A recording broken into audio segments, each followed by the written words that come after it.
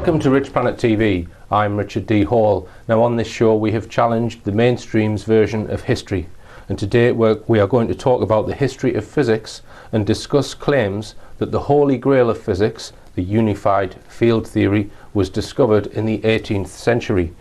Here to put forward his case is Roger Anderton. Welcome, Roger. Thank you, Richard. Thanks for having me. Okay, now just tell us a bit about yourself, Roger, and what first made you interested in physics? Well, I think I've always been interested in physics. May go back to the time when Doctor Who scared me and I hid behind the settee. My career is, I basically had a try at doing A-levels and physics and maths, and sort of like found it too difficult and didn't carry on there. Then I went to, and I became a British telecom engineer. Right. And I got all the technical qualifications, like in telecommunications and computers and things like that. And you were doing things like physics and so forth. And so later on during my career, I went on to Open University and did physics and maths in Open University. And I was then looking for carrying on for, say, other things like postgraduate. Right. But I then found what I'd been taught wasn't correct. Right. All right. So, and you call that the history that is taught in schools Whig history? That's right. Yeah. Just explain what Whig history means. Whig was an old political party, and when they present history, they present it distorted as per their political bias, and so now it's a general term for a history which has got a biased point of view on it. And so it's really a false history.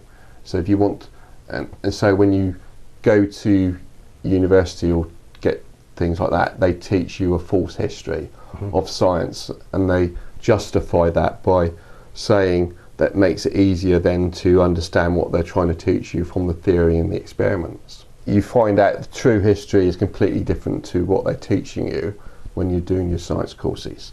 And I'll have an example from this person here about occultism and the atom, the curious story of isotopes. Yeah, this historian has found that when you've gone back into the history of this subject, what they were doing, they were working from the occult philosophy in the early 20th century when they were doing isotopes, but because that was not respectable to believe in that sort of thing, they created a bogus history of what they were actually doing. And you would contend that a lot of history taught in schools is Whig history? It's just distorted of what really happened. Right. Now, Newton and Einstein are two of the big figures in physics. Newton lived in the from 1643 to 1727.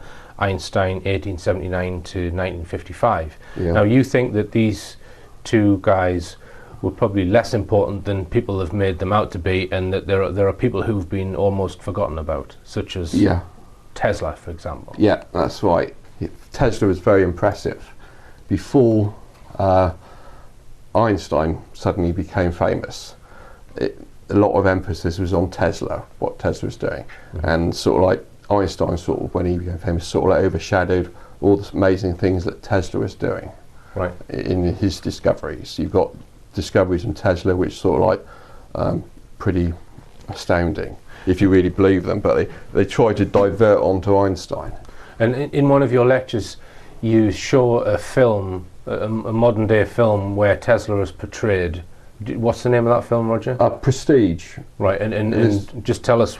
It's a good film, but it's only fantasy. It has David Barry portraying Tesla, and there's several. Well, David Barry is quite amazing actor, and he's done a film, what's The Man Who Fell to Earth, and I kind of think the way he portrayed Tesla is sort of like an alien as well, because there's an amazing scene where he's walking through lightning, and that is kind of like an alien coming towards you. Right. And Tesla was doing all these amazing things with electricity, and he is pretty much the person who invented the AC power system, and he should be more recognised than what he really is. Right. They're trying to portray him as some sort of fantasy. Well, in the film, it's a science fantasy. fiction figure. Yeah. But if you go into conspiracy side of things, there are things like the Philadelphia experiment, and they say, oh, Tesla technology was used for that sort of thing. So you get sucked into all these sort of like diversions, right? Which is might be true, may or may not be true, but the theory that Tesla was working from is sort of like disappeared.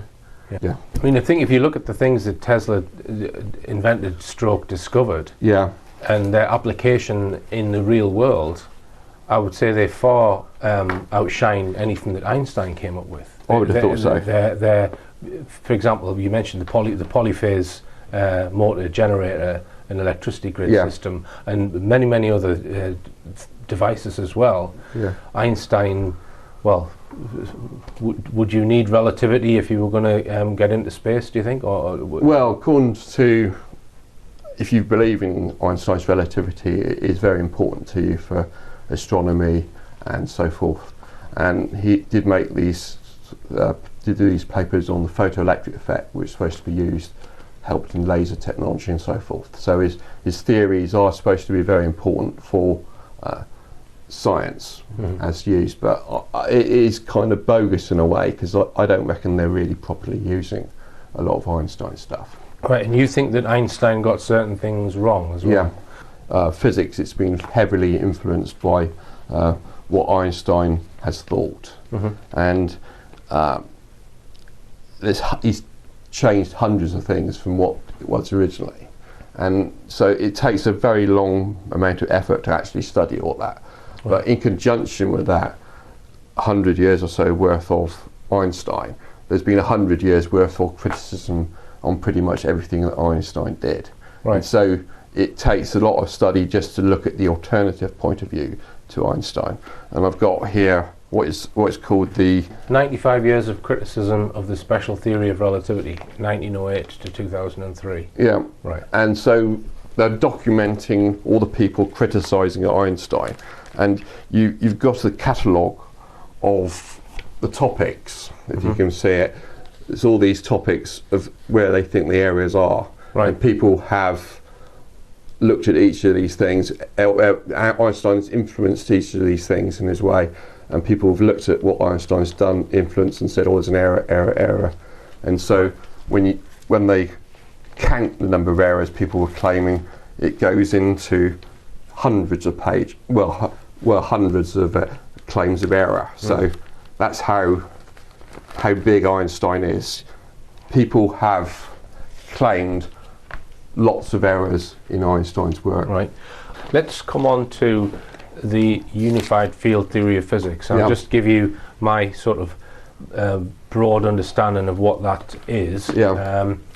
We've got forces in nature, one of which is gravitation. Another force is generated through magnetics or electromagnetic phenomenon, and then you've got forces inside atoms, which is usually termed the strong and weak nuclear forces. So you've got forces appearing in nature which shape the world, and it is believed that there's one underlying phenomenon which connects all of them together, and that is the unified field theory of physics. So, which, if you speak to a modern day physicist, they will say, well, that hasn't been discovered yet. Would you go along with that? Well, that's roughly it. They've got several candidates which they claim will unify the forces, and the main one, I think, at the moment is they call it superstring theory, but there's other ones like quantum loop theory. And so they've got these proposals for unifying the forces, and they've got the three forces like the strong, the weak, and the electromagnetic forces. They've got them unified in the grand unified theory, I think you call it. The problem they find is trying to unify gravity to that, because you're trying to unify Einstein's relativity with quantum physics. Right. So when you say they've got them unified, there's one equation with all of the different terms in there that represent each force. Would you say? Well, it'd be complicated equations, with matrices and things. Right. Yeah. All right. Keep adding extra bits. Right. One character that we haven't mentioned yet, Roger, is Boscovich, who lived between 1711 and 1787. And you actually think that Einstein plagiarized some of his discoveries? Or is that too strong a word? It's probably too strong a word. I'm finding it. Got his ideas from Boscovich. I'm finding it very difficult to tie in Boscovich to Einstein. How much did Einstein know about Boscovich? I've got people who were working on the unified field theory with Einstein, because Einstein had a big fight with the establishment over quantum physics. He argued with them that quantum physics was wrong. And while they went off to carry on with quantum physics, he then went off to look for the unified field theory. And those people who were working on the unified field theory were sort of like ignored by the people who were working on the quantum physics. And so I've got the history of these people who are working on the unified field theory, and the people who are working on that, they some of them were aware of Boscovich. So it is tied into Einstein's quest for the unified field theory. It's sort of like it's to the mainstream physics. It's forgotten history. Right. It is known in the history of physics department Boscovich as an obscure subject. Some people in the history of physics do know about it, but they're a small number of them, and this information doesn't really get sent over to the working physicist people. Okay. There's no communication breakdown in departments. Right. The history department thinks if it was important, the physicists would ask me about it, and the physicists think I'm not interested in history. Right. All right, and Roger, we'll hold it there. We're going to have a short break, and after the break, we're going to explain what it was that Boscovich discovered.